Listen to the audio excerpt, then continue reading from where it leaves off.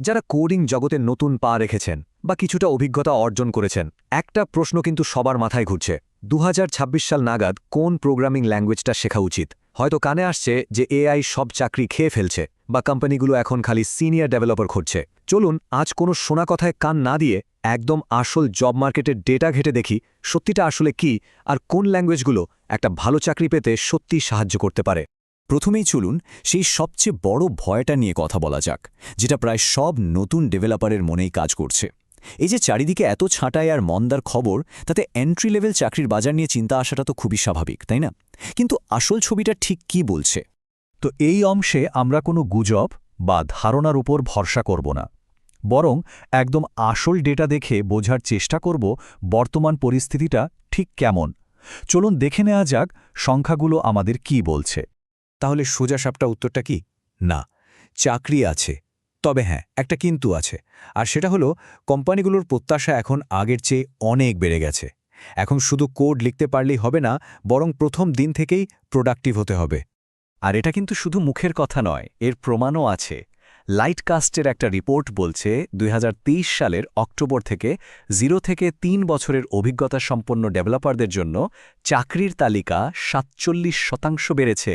ভাবা যায়? এটা কিন্তু বিশাল একটা ব্যাপার। শুধু তাই নয়, এই মুহূর্তে শুধুমাত্র আমেরিকাতেই প্রায় ২৪,০০০ entry level software engineering position খালি পড়ে আছে। আর শুনুন, এর মধ্যে কিন্তু ছোটখাটো স্টার্টআপ বা ইন্টার্নশিপের হিসাব ধরাই হয়নি। আর যদি আমরা পুরো বিশ্বের কথা ভাবি, তাহলে তো সুযোগ আরও অনেক বড়।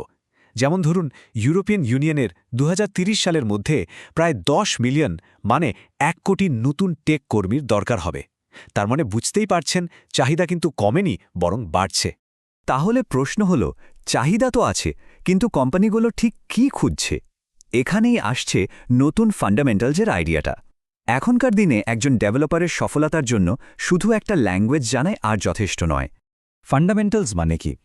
ফান্ডামেন্টালস মানে এখন আর শুধু কোড লেখা নয়।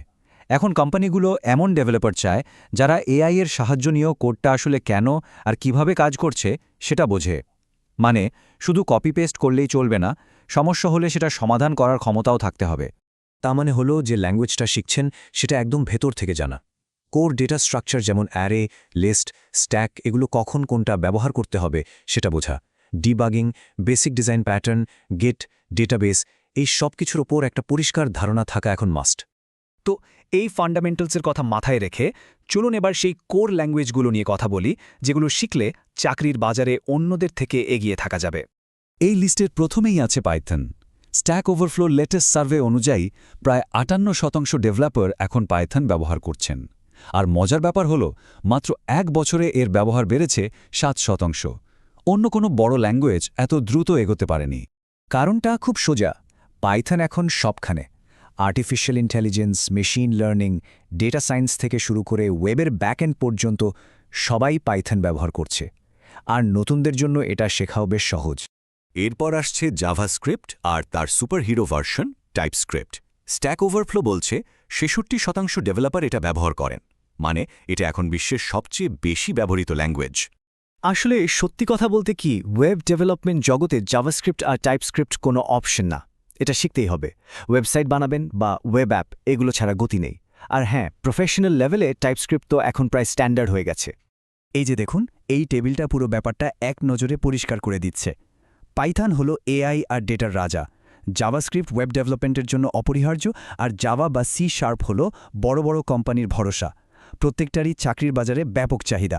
জাভা আর সি শার্পকে দেখে হয়তো পাইথন বা জাভাস্ক্রিপ্টের মতো ফ্ল্যাশি মনে হয় না, কিন্তু এরা হলো ইন্ডাস্ট্রির সাইলেন্ট ওয়ার্কার। বড় বড় কোম্পানি, ব্যাংক, সরকারি প্রজেক্ট, এই সব জায়গায় এদের রাজত্ব। আর এখানে চাকরি মানে হলো স্থিতিশীলতা আর ভালো স্যালারি।